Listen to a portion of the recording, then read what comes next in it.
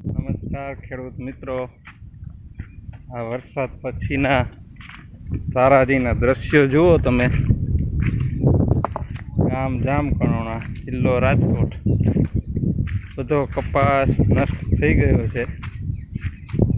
જો એક પણ કપાસ, વરસાદ ગયો એને તો 2 દિવસ થઈ ગયા, પણ જો જમીનમાંથી હવે પાણી ફૂટી ગયું છે.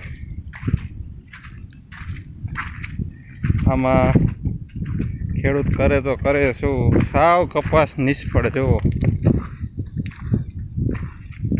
આમાં હવે સરકાર ખેડૂતોને જો વળતર ચૂકવે તો ખેડૂતોને કાંઈક થાય એમ છે.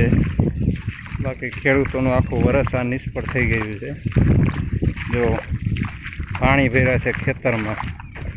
આ વરસાદમાં નદીના પૂરે કપાસનું સાવ ધોવાણ. પવન અને વરસાદે કપાસ હજી જોવો એમ સુકાતો જ જાય છે.